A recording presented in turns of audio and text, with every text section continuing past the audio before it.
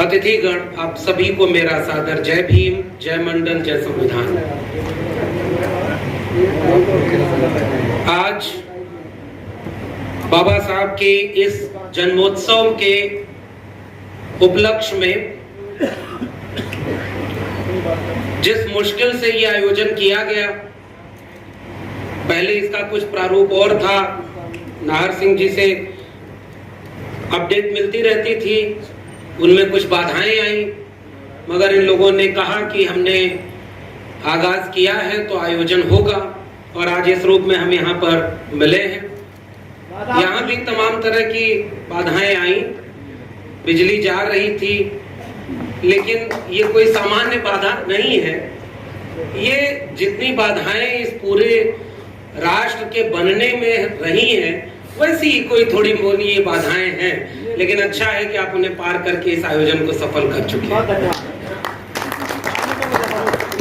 मैं आज के विषय को जब देख रहा था, अमूमन हम लोगों की जो छवि बन जाती है, लोग इसी उम्मीद में बुलाते हैं कि यहाँ वही उसी तरह से बोला जाएगा, वही सारे तेवर।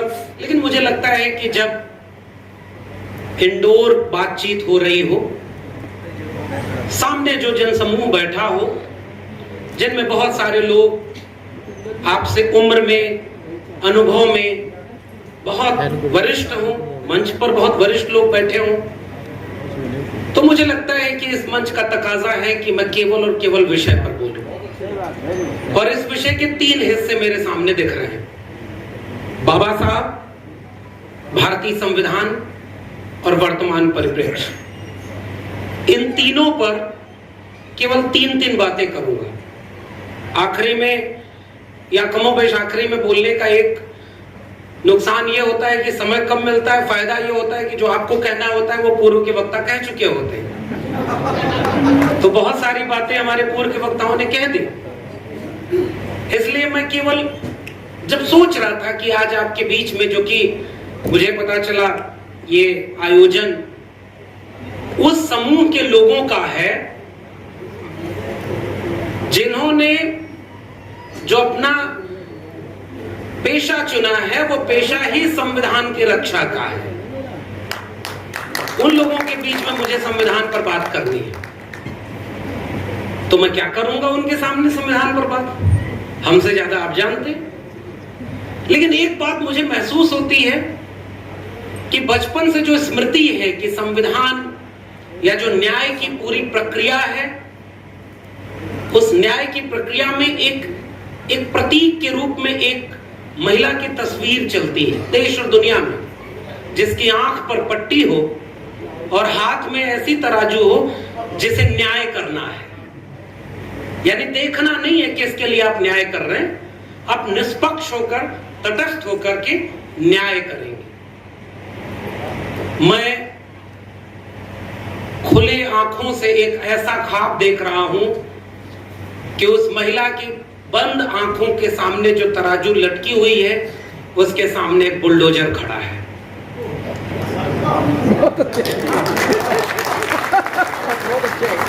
ये मेरी चिंता है और यही वर्तमान परिदृश्य है। वो बुलडोजर किसके ऊपर चल रहा है? वो बुलडोजर न्याय की उस निष्पक्ष प्रक्रिया पर चल रहा है। मैं उन लोगों के सामने मुखातिब हूं जिनके पेशे की ये जिम्मेदारी है कि वो अपने मुवक्किल का पूरा मुकदमा लड़ते हुए ये साबित करते हैं कि इसने गुनाह किया है या नहीं किया है। ये न्यायपालिका के सामने साबित होगा, और इसका तकाजा लिखा भारत के संविधान ने। आज मुझे लगता है कि अगर ऐसे ही बुलडोजर चलता रहा तो ये एडवोकेट समाज का क्या होगा? उसकी तो जरूरत ही नहीं पड़ेगी, फिर तो एमसीडी के कर्मचारी और पुलिस पर्याप्त है। मुझे लग रहा है कि वर्तमान परिदृश्य का सबसे बड़ा खतरा ये है। बाबा साहब, जिनकी बात आज के विषय में भी है, बाबा साहब खुद बैरिस्टर भी थे। मुझे लगता है मैं अपनी बातचीत की शुरुआत में बिल्कुल एक छोटी सी कविता पढ़ना चाहता हूं। अवतार सिंह पाश की कविता है भारत। भारत मेरे सम्मान का सबसे महान शब्द, जहां कहीं भी प्रयोग किया जाए बाकी सभी शब्द अर्थहीन हो जाते हैं। इस शब्द के अर्थ खेतों के उन बेटों में हैं जो आज भी वृक्षों की परछाइयों से वक्त मापते हैं। उनके पास सिवाय पेट के कोई समस्या नहीं। उनके पास सिवाय पेट के कोई समस्या नहीं और वह भूख लगने पर अपने अंग भी चबा सकते हैं। उनके लिए जिंदगी एक परंपरा है और मौत के अर्थ मुक्ति। जब भी कोई समूचे भारत की राष्ट्रीय एकता की बात करता है तो मेरा दिल चाहता है उसकी टोपी हवा में उछाल दूं, उसे बताऊं कि भारत के अर्थ किसी दुष्यंत से संबंधित नहीं वरन खेत में दायर है, जहां अन्न उगता है, जहां सेंध लगती है। मुझे लगता है कि मेरी बातचीत का उन्वान यही है कि बाबा साहब के बारे में अगर बात करने लगे तो यहां तो एक सेमिनार क्या, उस पर तो अथाह बात हो सकती है। मुझे लगता है कि यहां बाबा साहब की जीवनी पर बात करने की बजाय मैं उस रिश्ते की बात करूं जो भारत के संविधान से, उनके खाब से जुड़ा हुआ है। वो संविधान जिसे बाबा साहब की अगुवाई में बनाया गया। हालांकि ट्विटर पर यह भी चलता है कि बाबा साहब ने थोड़ा ही संविधान बनाया है, जबकि हकीकत यह है कि जितने लोग उस संविधान सभा की समितियों में थे, कोई गुजर गया, कोई विदेश चला गया, उनकी क्षतिपूर्ति नहीं हुई और आखिरी में जब 26 नवंबर को वहां बोला गया तो यह कहा गया कि भाई अगर बाबा साहब न होते तो यह संविधान इस रूप में नहीं होता। हालांकि कुछ और अतिवादी लोग ये भी कहते हैं कि ये तो ओरिजिनल संविधान ही नहीं है। मेरे पास एक फोन आया, उन्होंने कहा ये जो आप लोग चीख चीख के कहते हो कि भारत का संविधान खतरे में से बचाना है, वो तो संविधान ही झूठा है, गलत है, बेकार है। ओरिजिनल संविधान तो स्टेट एंड माइनॉरिटी में बाबा साहब ने लिखा हुआ है। मैं कहता हूं भाई अगर झूठा और कमजोर संविधान भी नहीं बचा पाए तो वो ओरिजिनल वाला संविधान लागू कैसे कराएंगे? इसलिए सबसे बड़ा खतरा इसे बचा लो। जैसा है उससे बेहतर चाहिए और इस दुनिया को एक मेहतर चाहिए। ये कविता हिंदी साहित्य में भी लिखी गई है। मेहतर के पेशे को बना दिया गया कि वो सबसे निम्न कोटि का है। मेरे लिए जब राष्ट्र का शब्द आता है, राष्ट्र मतलब क्या, जब मैं सोचता हूं तो राष्ट्र की परिभाषा ही शुरू होती है मेरे लिए भारत के संविधान से। उसके पहले के राष्ट्र को कोई राष्ट्र नहीं मान सकता क्योंकि वो राष्ट्र था ही नहीं। राष्ट्र बनता है वहां के बाशिंदों से। एक भूगोल पर चंद लकीरें खींच देने से कोई राष्ट्र नहीं बनता, वरना राष्ट्र बनते और टूटते नहीं रहते। और पड़ोस का राष्ट्र जो धर्म के नाम पर अलग हुआ वो भाषा के नाम पर टूटता गया। लकीरें राष्ट्र नहीं होती। मेरा मानना है कि वहां के रहने वाले लोगों से राष्ट्र बनता है। इसलिए जब इस मंच पर खड़े होकर डॉक्टर जितेंद्र मीणा आदिवासियों का सवाल उठा रहे थे तो वो भारत के संविधान और भारतीयता यानी राष्ट्र के नाम पर हम कहां खड़े हैं, ये उसका सवाल था। इस मंच पर अगर एक माइनॉरिटी तबके से एक अतिथि बैठे हुए हैं तो इस राष्ट्र में जो जिम्मेदारी सौंपी गई थी भारत के संविधान ने इस देश के बाशिंदों पर, उसका सवाल है कि आज वो कहां खड़े हैं। इस देश की आधी आबादी जो ओबीसी है उसके हक हुकूक, इस देश की आधी आबादी जो महिला है, इस देश में वंचित शोषित कमेरा लोग जो हैं, मजदूर, किसान, उन सब से मिलकर राष्ट्र बनता है। तो राष्ट्र बनने की शर्त क्या थी? साझा सुख और साझा दुख, वो मिलकर एक राष्ट्र बनाते हैं। और उससे भी बड़ी महत्वपूर्ण बात यह है कि हमारे सुख साझा न हो फिर भी चल जाएगा, मगर हमारे दुख साझा होने चाहिए, तभी हम एक राष्ट्र बन पाएंगे, वरना हम एक राष्ट्र नहीं है। किसी अपने पड़ोसी नागरिक के गम में हम शरीक न हो तो फिर हम किस बात के राष्ट्र हैं? और उसका एक मुकम्मल दस्तावेज है। यानी भारत एक राष्ट्र नहीं था ना, उसे एक मुकम्मल राष्ट्र बनना था 26 जनवरी 1950 के बाद, जिस दिन इस देश में भारत का संविधान लागू हुआ।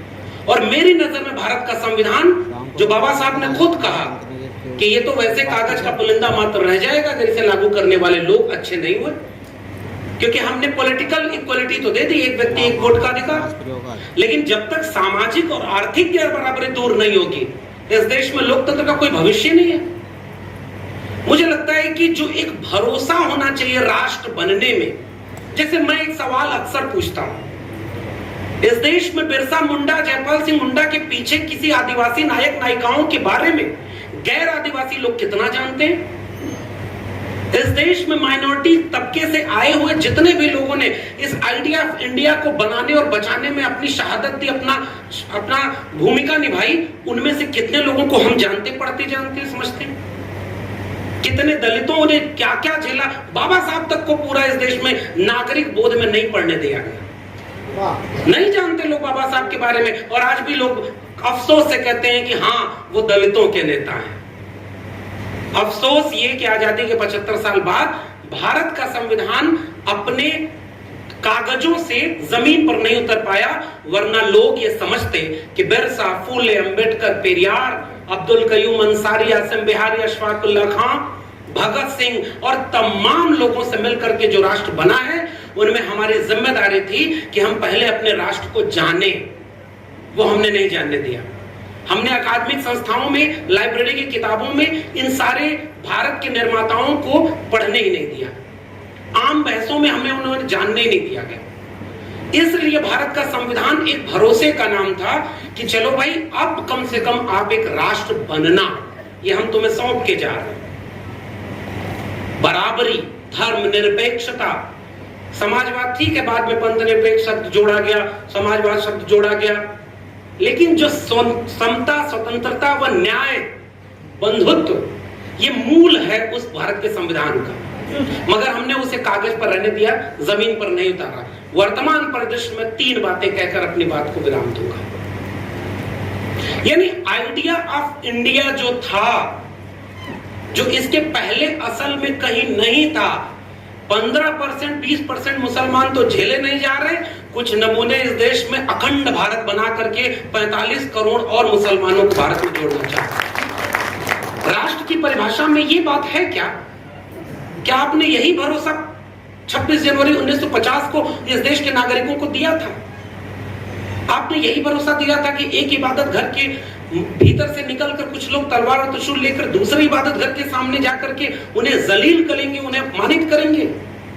क्या उस राष्ट्र की बुनियाद में यही था कि मीडिया में बैठ करके लगातार कुछ समुदायों को, जैसे आरक्षण वाला कोई गलती कर दे तो कहा जाता था ये दलित, पिछड़े, आदिवासी हैं, होते ही नकम्मे हैं, मेरिट नहीं है इनमें, ये एंटी कॉन्स्टिट्यूशनल है कि नहीं है? वैसे ही वर्तमान चुनौती ये है कि भारत के संविधान को बिल्कुल छेड़खानी किए बिना, जैसे बाबा साहब की मूर्ति पर माला पहनाने के बाद दिल में गोडसे, गोलवलकर, हेडगेवार के विचारों को लागू किया जा रहा है, वैसे ही इस देश में भारत के संविधान के पन्नों को बिना फाड़े, बिना जलाए इस देश में भारत के संविधान की धज्जियां उड़ाई जा रही है। यह हकीकत है। और वो किन 3 जगहों उड़ाई जा रही हैं, वही मैं रख करके अपनी बात खत्म कर रहा हूं। जिनमें से एक बात अभी पूर्व के वक्ता ने कही, शिक्षा। बिरसा, फूले, अंबेडकर, पेरियार से लेकर तथागत बुद्ध तक जाइए, कबीर, रविदास, पलटू, दादू, भीखा तक जाइए।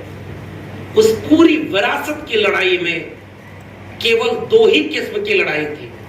पहला सेल्फ डिग्निटी, स्वाभिमान, सम्मान, आत्मसम्मान की लड़ाई। पूरी विरासत इसी आत्मसम्मान की लड़ाई की है।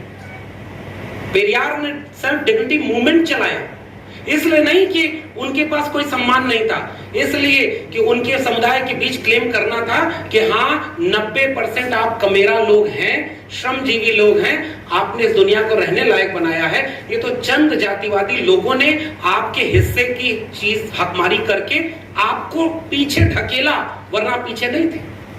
अगर ये आगे थे, इनकी धर्म की किताबों में सब लिखा है, तो भारत इस समय दुनिया की सबसे बड़ी विश्व शक्ति होना चाहिए था। जितनी मोबाइल, जितने कपड़े, जितने ऑडिटोरियम, जितनी लाइटिंग, ये सब भारत में खोज होनी चाहिए थी इनकी, धर्म की किताबों में होनी चाहिए थी। भारत का संविधान, जब संविधान सभा की बहस हो रही थी तो एक वाकया उसमें आया कि इस संविधान की शुरुआत कैसे की जाए। कुछ लोगों ने सलाह दी, आप सब जानते होंगे बेहतर मुझसे, कुछ लोगों ने सलाह दी कि भगवान के नाम से शुरू हो, एक आध सलाह ये भी थी कि खुदा के नाम से शुरू हो। बाबा साहब इतने तो खेल करने में माहिर थे कि जहां लगता था कि गड़बड़ है वहां वोटिंग कराते थे, और जिस बात से लगता था कि अगर समझौता हुआ तो हमारे लोगों को न्याय नहीं मिलेगा, उसको एक मुश्त पास करा करके मूल अधिकार में रखते थे। मूल अधिकार में रखा उन सब चीजों को जिसके अवहेलना आप नहीं कर सकते।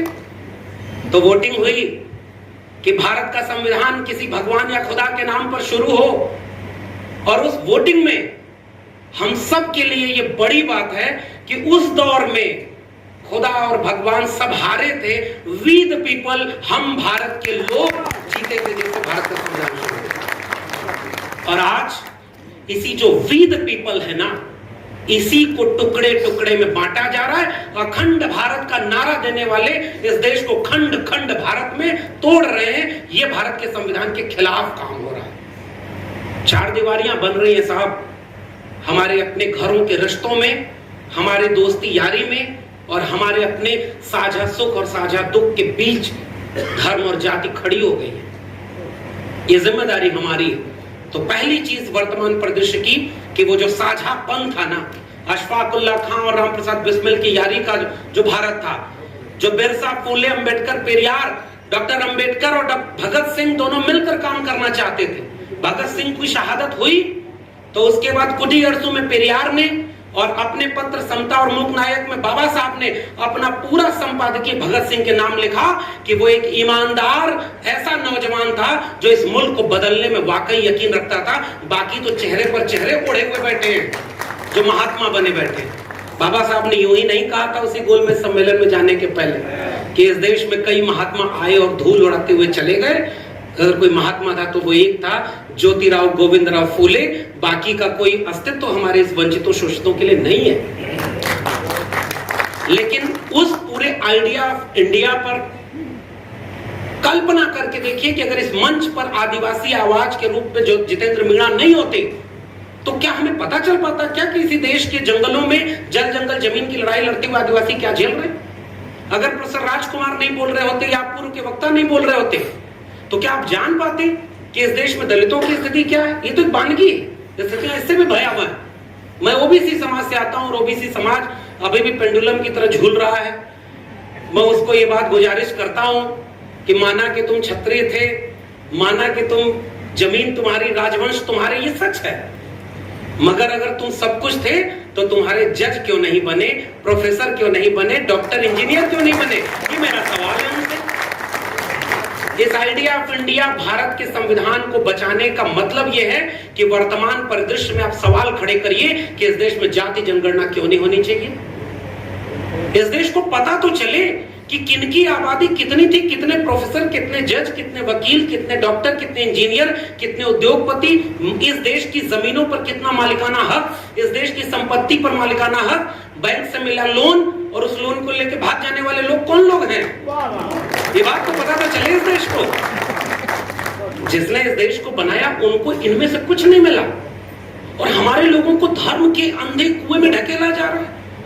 20, 25 साल, 30 साल पहले हम आधुनिकता की तरफ बढ़ रहे थे, वैज्ञानिक दृष्टिकोण की तरफ बढ़ रहे थे, और आज त्रिशूल और तलवार इतनी आमादा हो गई कि सब पढ़ाई लिखाई छोड़ करके घर वाले भेजे जाओ बच्चा पढ़ाई करो, और पता चला बेटा चौराहे पर हनुमान चालीसा पढ़ने लगा लाउड स्पीकर लगा। यहां हम खड़े। ये भारत के संविधान ने बनाया था क्या? पढ़ाई, कमाई, दवाई, सिंचाई और जो इसकी लड़ाई थी उसे गुम करके, उसे नजरअंदाज करके भारत के संविधान पर कुठाराघात किया जा रहा है, और इस देश की पूंजी को, इस देश के संसाधनों को थोड़े से चंद दोस्तों के हाथों बेचा जा रहा है। ये वर्तमान चुनौती है। इस चुनौती से बचने का रास्ता क्या है? मेरे पास कोई रास्ता नहीं है। आपके पास कोई रास्ता होगा तो मैं लेकर जाऊंगा। मेरे पास अगर कोई रास्ता दिखता है तो वो भारत का संविधान दिखता है। एक ही रास्ता है। उस एक रास्ते में है क्या? जो लड़ाई हमारे विरासत की है, मुझे लगता है कि उस विरासत की लड़ाई में अगर शिक्षा सबसे प्राथमिक थी तो उसको तो नई शिक्षा नीति में बर्बाद कर दिया। प्रोफेसर राजकुमार ने बोला है, और उसमें अगर वक्त होता तो मैं और जोड़ के बता देता कि बचाने को अब शिक्षा में कुछ है ही नहीं। प्राइमरी स्कूल बर्बाद, डिग्री कॉलेज खुले हुए हैं वो सरकारी। मेरे जिले में 6 डिग्री कॉलेज थे sir, Vinod sir, 6 degree college सरकारी थे, उनमें लोग पढ़ते थे। और आज की डेट में 12 उसमें विभाग ऐसे, 12 कुल विभागों में से 10 विभाग ऐसे जिसमें एक भी परमानेंट फैकल्टी नहीं। मैं दिल्ली विश्वविद्यालय से आता हूं और 10,000 शिक्षकों में से 5,000 शिक्षक, 6,000 एडहॉक हैं। मैं खुद 12 साल से एडहॉक हूं। आज तो उनके अखंड भारत के खिलाफ बोल रहा हूं, पता नहीं कल तक नौकरी बचेगी कि नहीं बचेगी मुझे नहीं पता। लेकिन भाई आपने बुलाया है कि भारत का संविधान और रखी है आपने बाबा साहब और तथागत बुद्ध की मूर्ति, तो मुझे लगता है कि उनसे हिम्मत लेकर के यहाँ आंख में आंख डाल करके सच कहना चाहिए। बुलडोजर आप झेल लीजिएगा, मैं तो सच बोल के जाऊंगा। तो उस शिक्षा में असल में बचाने को कुछ है ही नहीं। और चूंकि शिक्षा बर्बाद होगी इसलिए एक अनियंत्रित अपढ़ कुपढ़ बेरोजगारों की भीड़ तैयार हो गई है, जिसको काम देना है इसलिए उसको सांप्रदायिकता की आग में झोंका जा रहा है। कितने पढ़े लिखे घरों के लोग त्रिशूल तलवार लेकर जा रहे हैं, ये भारत के संविधान में नहीं था। भारत का संविधान एक वैज्ञानिक चेतना के डेवलपमेंट की बात करता है ना, तर्क विवेक की बात करता है ना। वो कहता है कि सबको सबकी इबादत का हक है, उनको इबादत करने दो। हमारे यहाँ तो चारवाक और लोकायत दर्शन भी हुए ना, हमारे यहाँ तो षट दर्शन में पदार्थवादी दर्शन भी थे ना, हमारे यहाँ तो कबीर भी थे, रविदास भी थे। मैं दोहे नहीं सुनाऊंगा, लेकिन विरासत ये है कि उन्होंने जो विरासत चुनी अखंड हिंदू राष्ट्र की, उस विरासत में केवल कर्मकांड, अंधविश्वास और वर्चस्ववादी हिंसावादी तत्व है। हमारी विरासत में तथागत बुद्ध के हाथ में कोई अस्त्र शस्त्र नहीं है, अंबेडकर के हाथ में कलम का हथियार है। हम कलम और किताब वाले लोग हैं, उन्हें तलवारों को शुरू पकड़ाया जा रहा है। ये वर्तमान दौर की चुनौती है। अगर इस चुनौती से लड़ना है तो मुझे लगता है कि कलम और किताब, भले इंस्टीट्यूशन बर्बाद हो जाएं, व्हाट्सएप पे मैसेज आता है ना, देखते ही फॉरवर्ड करिए, शाम तक अच्छी खबर आएगी, नजरअंदाज कर देंगे तो बुरी खबर आएगी। आप जय भीम भी बोलते हैं, धीरे से फॉरवर्ड भी कर देते हैं, हो सकता है बुरी खबर ना आ जाए।